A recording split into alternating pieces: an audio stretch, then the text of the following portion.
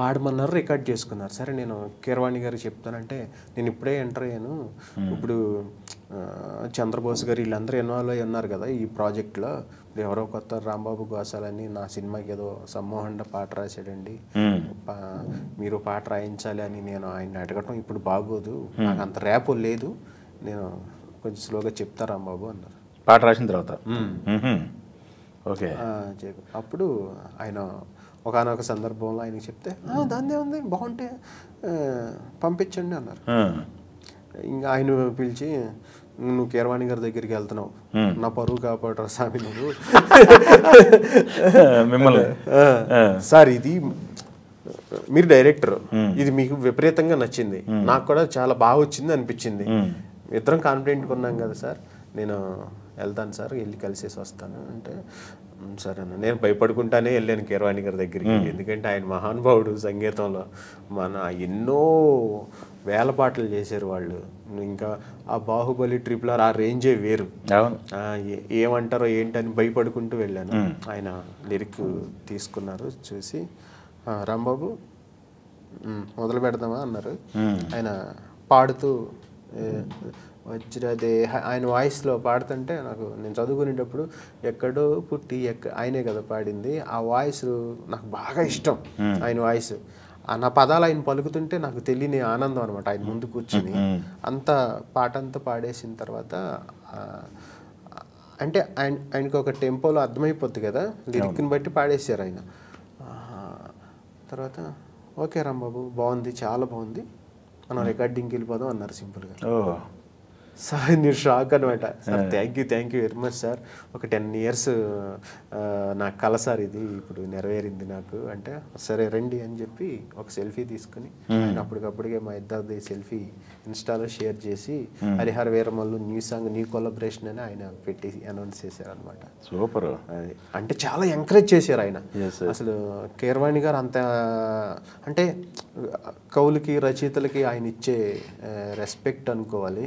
నేను అంటే ఆయనకి కొత్తవాడిని అయినా, ఆయన అదే ఫస్ట్ టైం ఆయన కలవటం లైఫ్లో, అంతకుముందు కూడా అసలు ఎప్పుడు కలవాలా, ఎక్కడా కలవాలా, ఎప్పుడు మాట్లాడలేదు ఆయన, అదే ఫస్ట్ టైం కలవటం. అంత కొత్తవాడిని అయినా సరే నన్ను ఆయన చాలా చాలా ఆప్యాయంగా అభిమానంగా చూసుకున్నారు. పాట ఓకే చేసి తర్వాత ఆ పాటని అసలు ఆయన మ్యూజిక్తో ఆయన ఏ స్థాయికి తీసుకెళ్ళాడు అన్నది నిన్న మనం పాట రిలీజ్ అయిన తర్వాత విన్నాం మనం. అసలు ఒక రేంజ్లో ఆయన ఇలా స్టార్ట్ అయ్యి అలా అలా అలా అలా పీక్స్లో ఆ ఎండింగ్లో ఆ మ్యూజిక్ ఏంటంటే అసలు నిజంగా నా పవన్ కళ్యాణ్ గారిని కలిసినప్పుడు కూడా అదే అన్నారు ఆయన. రియాక్షన్ ఏంటి? ఆయన చాలా నచ్చిందండి ఆయనకి, 50 సార్లు విన్నారు ఆయన పాట. ఆయనే చెప్పాడు ఆ రోజు కీరవాణి గారి దగ్గరికి వచ్చారు ఆయన, వీడియో చూసాం, నేను ఉన్నా అక్కడ.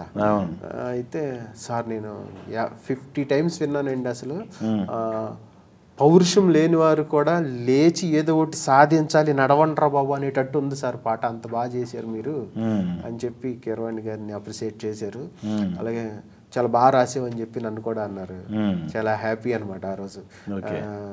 తర్వాత రండి మీరు ఫోటో దిగుదరు కానీ రండి అని పిలిచారు. ఇంకా మధ్య మధ్యలో చాలా పాటల గురించి, పుస్తకాల గురించి చాలా డిస్కషన్ జరిగింది. అంటే ఆయనకి ఆ పాట నచ్చి పవన్ కళ్యాణ్ గారు ఒకసారి కీరవాణి సార్ని కలవాలి అని వచ్చారు. చాలా ఒక 1 hour టైం స్పెండ్ చేశారండి, చాలా గ్రేట్ అసలు.